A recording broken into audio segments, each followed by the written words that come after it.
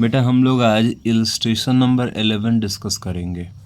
इस टॉपिक में सबसे इम्पॉर्टेंट चीज़ ये है कि इस टॉपिक को जैसे ही देखेंगे आप इलस्ट्रेशन नंबर 8 को, तो इस टॉपिक में जितने भी पार्टनर्स को एप्रोप्रिएशन देने हैं उससे कम नेट प्रॉफिट होगा।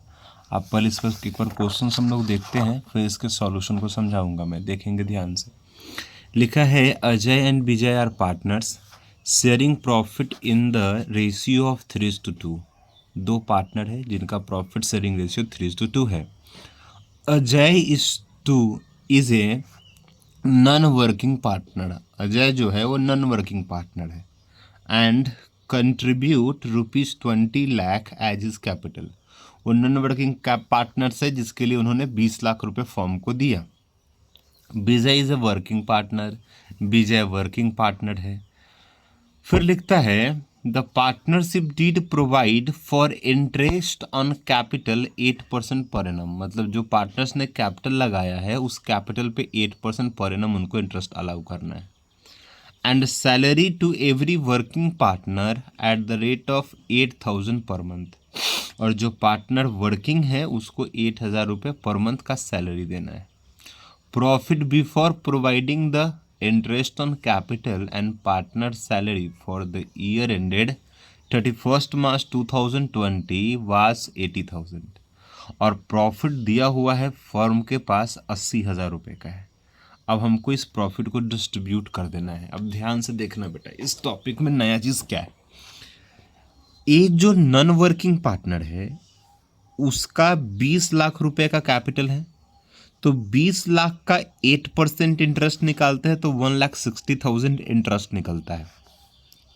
और सैलरी की बात करें तो जो विजय है उसको 8,000 पर मंथ सैलरी देना है, तो उसका 96,000 सैलरी आता है।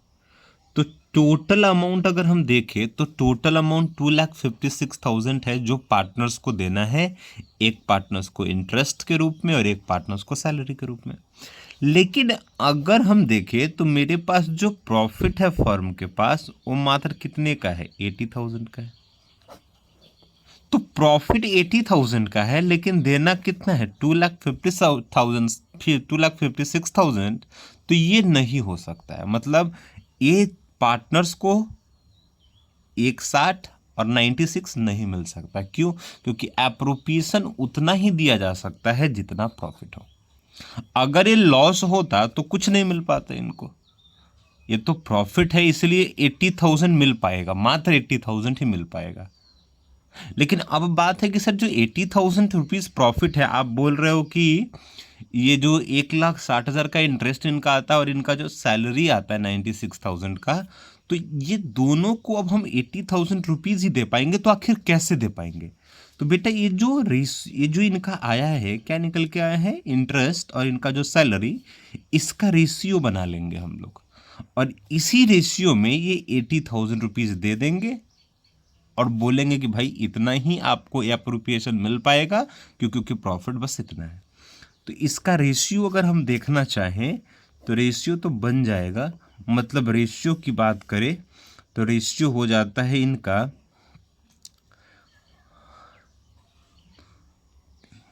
80 और इसको देखें 48, फिर कट करेंगे तो 40 और ये हो जाएगा 24, फिर कट करेंगे तो ये हो जाएगा 20, ये हो जाएगा 12, फिर कट करेंगे तो ये हो जाएगा 10, ये हो जाएगा 6, फिर कट करेंगे तो ये हो जाएगा 5, ये हो जाएगा 3। मैंने कट, मतलब इनका अगर ये रेशियो देखा जाए तो रेशियो आता है 5:3 का। मतलब 1,60,000 और 96,000 जो एप्रोप्रिएशन है, इसी रेशियो में ये 80,000 रुपीज़ दे दिया जाएगा। मतलब ये कि 80,000 रुपीज़ को 80,000 इंटू 5/8 कर दीजिए, जो ए को दे दीजिए, और फिर बी के जो विजय है उसके लिए फिर 80,000 को 3/8 कर दीजिए। तो इनको 50,000 और इनको 30,000 ये अलाउ कर दीजिए। इनको 50,000 इंटरेस्ट ऑन कैपिटल मिल जाएगा और इनको सैलरी मात्र 30,000 मिल पाएगा। क्लियर हो गया। अगर हम इसको सॉल्व करके बताएं तो हम लोग ऐसे इसको सॉल्व कर सकते हैं। देखेंगे कैसे सॉल्व कर सकते हैं। जैसे यहाँ पे हम बना देंगे PLN एप्रोप्रिएशन अकाउंट, और यहाँ पे लिख देंगे by PL account net profit. ठीक है, और ये कितना था 80,000। और यहाँ पे आएंगे टू, क्या नाम था अजय, तो लिख देंगे अजय कैपिटल, कितना इनको मिल पाएगा 50,000। बगल में आप लिख सकते हैं इंटरेस्ट ऑन कैपिटल, और यहाँ फिर लिख दीजिए विजय नाम था इनका दूसरे का, तो विजय कैपिटल, और इसके बगल में लिख दीजिए सैलरी। कितना इनको मिल गया 30,000, टोटल 80,000।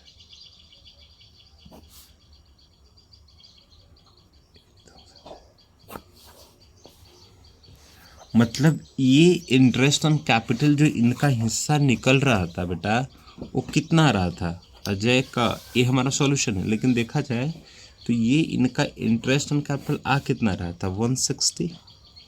अच्छा, इसका सैलरी कितना आ रहा था 96।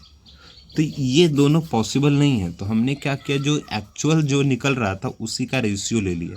तो इनका रेशियो हो गया 5:3, और जो भी प्रॉफिट होगा इसी एप्रोप्रिएशन में डिवाइड कर दिया जाएगा। मतलब जब भी प्रॉफिट एप्रोप्रिएशन से कम हो तो जितना भी प्रॉफिट हो उसी एप्रोप्रिएशन के रेशियो में पार्टनर्स में डिवाइड हो जाएंगे। तो ये इसका सॉल्यूशन होगा जो हमने आपको बताया।